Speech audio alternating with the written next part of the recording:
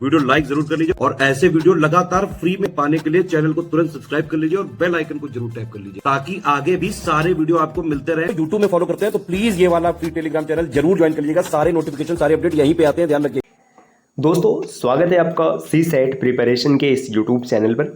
आज की इस क्लास में हम लोग यूपी पीसीएस प्री 2025 के लिए सी सेट रीजनिंग के कुछ बेहतरीन प्रश्नों का डिस्कशन करेंगे। ये जितने भी प्रश्न हैं सब अलग अलग पीसीएस एग्जाम में पूछे जा चुके हैं, तो यहाँ से प्रश्न बनने की प्रबल संभावना है। चलिए दोस्तों फिर बढ़ते हैं आज के इस इंटरेस्टिंग सेशन पर। इससे पहले ज़रूरी सूचना यह है कि अगर आप टीम के पेड कोर्सेज को ज्वाइन करना चाहते हैं पीसीएस के कंप्लीट प्रिपरेशन के लिए, तो आप इनमें से किसी भी नंबर पर कॉल या फिर व्हाट्सअप करके पेड कोर्स के बारे में जानकारी प्राप्त कर सकते हैं। ये ज्ञान सर का व्हाट्सअप नंबर है, आप यहाँ से व्हाट्सअप के माध्यम से भी जानकारी ले सकते हैं। अब बढ़ते हैं प्रश्नों की श्रृंखला पर। यहाँ पर प्रश्न संख्या 31 दिया है। लड़कों की एक पंक्ति में रमेश दोनों छोर से 15वां है। पंक्ति में लड़कों की संख्या कितनी है? देखिए लड़कों की एक पंक्ति है, रमेश दोनों छोर से 15वां है। जैसे देखिए अब यहाँ पे ऐसे समझिए, मान लीजिए रमेश है, अगर आप इधर से भी देखेंगे तो रमेश 15वें स्थान पर आ रहा है और अगर इधर से भी देखेंगे तो 15वें स्थान पर ही आ रहा है। अब 15वें स्थान पर आने का मतलब पता है क्या है? इधर 14 लोग बैठे होंगे तभी तो ये 15वां रहा होगा और इधर भी 14 लोग होंगे तभी ये 15वां रहा होगा। देखिए 14 इधर है, 14 इधर है, 28 हो गया और एक रमेश खुद है, 28 और 1 29, तो इसका सही उत्तर हो जाएगा 29, विकल्प बी। आप इसको फार्मूले से भी सॉल्व कर सकते हैं। फार्मूला कुछ इस प्रकार होता है, total is equal to left plus right minus 1। देखिए टोटल आपको निकालना है, लेफ्ट से भी 15वां है, राइट से भी 15वां है, -1 कर देंगे, 15 15 30, 30 में से एक गए 29। तो आप चाहे जैसे कीजिए, आसानी से आपसे प्रश्न बन जाएगा। अगला प्रश्न यहाँ पर दिया है कि यदि किसी निश्चित कोड में अलमीराह को कुछ इस प्रकार लिखा जाता है तो आपको बताना है कि किसका कोड ये बनेगा। देखिए अलमीरा को, यहाँ पे कोडिंग डिकोडिंग का प्रश्न है। कोडिंग डिकोडिंग को प्रश्न करने का सबसे आसान तरीका है कि जो लेटर्स हैं उनकी प्लेस वैल्यू लिखिए। जैसे ए की प्लेस वैल्यू 1, एल की प्लेस वैल्यू है 12, एम की प्लेस वैल्यू 13, आई की प्लेस वैल्यू 9, आर की प्लेस वैल्यू 18, ए के लिए 1 और एच के लिए 8। ये प्लेस वैल्यू है। अब इसके कोड को देखिए, बी की प्लेस वैल्यू है 2, एन की प्लेस वैल्यू है 14, फिर पी की प्लेस वैल्यू है 16, एम की प्लेस वैल्यू 13, डब्ल्यू की बात करेंगे 23 है, जी की प्लेस वैल्यू 7 और ओ की प्लेस वैल्यू 15। अब एनालाइज कीजिए ध्यान से। देखिए 1 + 1 2 हो गया, यहाँ पे 12 में 2 जुटा है, 13 में 3 जुटा है, 9 में 4 जुटा है, 18 में 5 जुटा है, 1 में 6 जुटा है और 8 में 7 जुटा है। मतलब प्लस हो रहा है और प्लस इंक्रीजिंग ऑर्डर में, जैसे जैसे आगे बढ़ेंगे ये भी बढ़ जाएगा। तो आपको बताना है कि निम्नलिखित में से किस कोड को इस प्रकार लिखा जाएगा। अब समझिए, डी की प्लेस वैल्यू होती है 4, ठीक, एन की प्लेस वैल्यू होती है 14, आर की प्लेस वैल्यू है 18, डब्ल्यू की प्लेस वैल्यू है 23, एल की प्लेस वैल्यू 12, यू के लिए है 21 और ए के लिए है 1। अब एक चीज़ यहाँ पे ध्यान दीजिएगा थोड़ा सा, ये जब जो कोड है, ये शब्द दिया था इसको कोड किया गया इस प्रकार से, तो आपने प्लस किया। अगर कोड से शब्द पर जाना होगा तो आप क्या करेंगे? माइनस करेंगे, क्योंकि भाई देखिए ऊपर से नीचे आया तो प्लस हो गया, अब नीचे से ऊपर जा रहे प्रक्रिया उल्टा है तो माइनस करेंगे। 4 से कम करेंगे 3 आ जाएगा, 14 से कम करेंगे तो आपको 13 मिल जाएगा। देखिए 14 से कम करने पर 13 मिलेगा। अब यहाँ पर आप ध्यान दीजिएगा कि क्या बनेगा। अगर कोड में देखा जाए तो यहाँ पे 3 मिल रहा है, ठीक है, 3 के लिए सी लिखेंगे, बिल्कुल सही है। लेकिन अच्छा यहाँ पे 2 कम करेंगे ना तो 12 आ जाएगा दोस्तों, माफ़ कीजिएगा 12 हो जाएगा। तो 12 के लिए देखिए 3 के लिए सी होता है, 12 के लिए एल होता है। यहीं पे आपका आंसर मिल गया CL, आगे चेक करने की आवश्यकता ही नहीं है, मत कीजिए चेक। अगला प्रश्न यहाँ पर दिया कि आपको लुप्त संख्या बताना है। देखिए लुप्त संख्या इस सीरीज में आपको बताना है कि प्रश्नवाचक चिन्ह का मान क्या होगा। 1 लिखा है, फिर 5 है, फिर 22 है, 3 हो गया, 4 हो गया, 16 है और 67 है। यहाँ पर क्या पैटर्न चल रहा होगा, ध्यान से इसको एनालाइज कीजिए, पता चलेगा। देखिए 1 से आप सीधा देखिए, 1 से क्या बन गया, 1 से 4 हो गया, फिर आगे देखिए अब 5 से क्या हो गया, 5 से 16 हो गया, 5 से 16 आ गया। इसके बाद देखिए 22 से 67 हो गया। अब पैटर्न आपको थोड़ा थोड़ा समझ में आने लगा होगा। 1 से 4 कैसे, 1 × 3 और +1, ये हो गया। देखिए 5 × 3 करेंगे तो 15 हो जाएगा, 15 और 1 16 बन जाएगा। 22 से अगर 67 बनाना है तो 22 × 3, 22 3 66 होता है, +1 करेंगे 67 हो जाएगा। पैटर्न समझ में आ चुका है। 3 से क्या मिलेगा, देखिए 3 × 3, 3 3 का 9 हो जाएगा और +1 कर दीजिएगा, 10 आ जाएगा, विकल्प सी में है, उत्तर हो जाएगा। अगले प्रश्न पर आते हैं। प्रश्न संख्या 34 यहाँ पर दिया है। देखिए इसमें भी आपको बताना है कि ये जो 3 चित्र है इसको ध्यान से देखिए और ये प्रश्नवाचक चिन्ह है, इसका मान क्या आएगा। देखिए यहाँ पर 5 है, ये 4 है और ये 6 है, 6 5 7, प्रश्नवाचक चिन्ह 8 और 6। देखिए 6 और 4 कितना हो जाएगा, 10 हो जाएगा, लेकिन 10 का आधा यहाँ पर रखा है। 5 और 7 12 हो जाएगा, 12 का आधा यहाँ पर रखा है 6। 8 और 6 से कितना हो जाएगा 14। अब 14 का आधा रखेंगे तो 14 का आधा कितना होता है 7 होता है। तो इस प्रश्न का सही उत्तर विकल्प डी हो जाएगा। नेक्स्ट यहाँ पर अगला प्रश्न दिया है लुप्त संख्या बताइए। इसको थोड़ा सा जूम कर लेते हैं ताकि आराम से आप भी देख पाएं। देखिए यहाँ पे संख्या क्या क्या लिखा गया, ये बाहर 4 लिखा है, थोड़ा सा ब्लर है तो मैं लिख दे रहा हूँ। ये 5, यहाँ पर 8, ये 5 और यहाँ पर 8। दूसरे सर्कल में ये 9 है, यहाँ पर 6 है, फिर 10 दिया है, आगे 7 दिया और ये भी 10 है। तीसरे सर्कल में 7, 15, 12 और प्रश्नवाचक, ये 14 और यहाँ पर प्रश्नवाचक चिन्ह। अब देखिए यहाँ पर क्या हो सकता है, ध्यान से देखिए 8 और 5 13, 13 में 4 जोड़ेंगे 17, 17 और 8 25।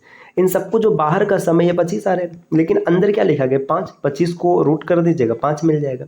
आगे देखिए 9, 7, 16, 16 और 10 26 और 10 36, 36 मिल गया। 36 का वर्गमूल करेंगे 6 मिलेगा। अब यहाँ पर ध्यान दीजिएगा, देखिए 15 और 14 29 हो जाएगा। 29 में आप क्या जोड़ेंगे 12, 29 10 39 और 2 41, 41 है। 41 प्लस एक्स अगर करेंगे तो यहाँ पर क्या हो जाएगा, इसका रूट करने पर आपको 7 मिलेगा। मतलब 7 का स्क्वायर, देखिए ये बराबर हो जाएगा 7, रूट इधर आएगा तो स्क्वायर बन जाएगा 41 plus X is equal to 7 7 49। अब यहाँ पे आपको एक्स की वैल्यू निकालना है तो 41 को इधर ट्रांसफर कर दीजिएगा। एक्स बराबर 49 में से 41 घटाएंगे तो आपको 8 मिलेगा, जो कि विकल्प बी में है। अगले प्रश्न पर आते हैं। प्रश्न संख्या 36 यहाँ पर दिया है। इस आकृति में आपको त्रिभुजों की संख्या बतानी है। देखिए दोस्तों, यहाँ पर एक कॉन्सेप्ट काम करते हैं। आप अगर उस कॉन्सेप्ट को डायरेक्ट याद रखेंगे तो ऐसे प्रश्न आप आसानी से सॉल्व कर पाएंगे, टाइम नहीं वेस्ट होगा। अगर कभी भी आपके सामने ऐसा त्रिभुज बना हुआ मिल जाए जिसमें त्रिभुज की मध्यिका है, जैसे देखिए ये एक मध्यिका है, ये दूसरी मध्यिका और ये तीसरी मध्यिका, इस प्रकार से अगर कभी भी डिवीजन आपको मिल जाए, ऐसी आकृति मिल जाए, तो त्रिभुजों की संख्या 16 होती है। सीधा सीधा आप याद रखिएगा 16 होती है। अब अगर यहाँ से अगर हम एक को हटा दें, हटाने का मतलब इसे देखिए, अगर हम इसको ऐसे सेट कर दें, यहाँ पे हमने एक लिया, ये 2 हो गया, यहाँ पे इस प्रकार की आकृति आ जाए तो सीधा सीधा 12 त्रिभुज आप याद रखिए। अगर इसमें हम 2 को हटा दें, 2 हटाने का मतलब ऐसे इस प्रकार से बना दें, तो इसमें आप सीधा सीधा 8 त्रिभुज याद रखिए।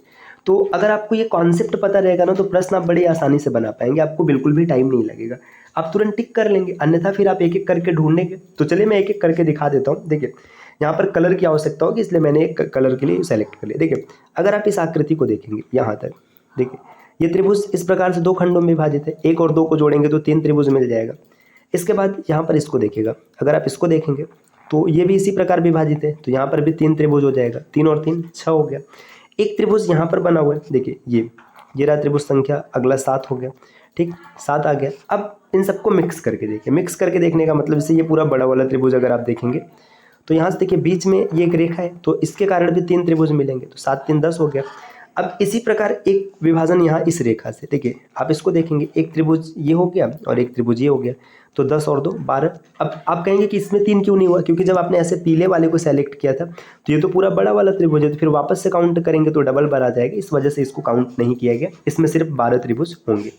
आते हैं अगले प्रश्न पर। नेक्स्ट यहाँ पर अगला प्रश्न दिया है कि अधोलिखित को तार्किक क्रम में व्यवस्थित कीजिए और नीचे दिए गए कूट में से सही उत्तर का चयन कीजिए। रेखा, वृत्त, बिंदु और गोला। अगर आपको गोला बनाना है तो सबसे पहले आप क्या करेंगे, सबसे पहले आप बिंदु को सेलेक्ट करेंगे क्योंकि ये बीमाहीन होते हैं, या फिर आप ऐसे भी देखिए सबसे छोटा है बीमाहीन है तो सबसे पहले तीसरा आएगा। बिंदु के बाद फिर आप क्या कहेंगे, बिंदु से रेखा बन जाएगा, रेखा बन जाएगा मतलब पहला आ जाएगा। फिर रेखा से क्या बनाएंगे, वृत्त बनाएंगे, और वृत्त के बाद आपको मिलेगा गोला। तो ये क्रम होगा, पहले 3 आएगा, फिर 1 आएगा, फिर 2 आएगा और फिर 4 आएगा। 3 1 2 4, 3 1 2 4 विकल्प सी में है। अगला प्रश्न यहाँ पर देखते हैं। प्रश्न संख्या 38 दिया है कि पाई चार्ट का वैकल्पिक चार्ट है। देखिए जो पाई चार्ट होता है, पाई चार्ट का वैकल्पिक चार्ट, जो पाई होता है ऐसे बनता है, गोला बनता है, तो यहाँ पे क्या हो जाएगा, ये गोला हो जाएगा, विकल्प सी। अगला प्रश्न यहाँ पर देखते हैं। नेक्स्ट, एक बारंबारता बंटन ने किसी वर्ग की निम्न और उच्च सीमा क्रमशः 10 और 40 है, तो वर्ग का मध्य बिंदु, देखिए जो मिड पॉइंट होता है, मध्य बिंदु होता है, लोअर प्लस अपर का आधा होता है।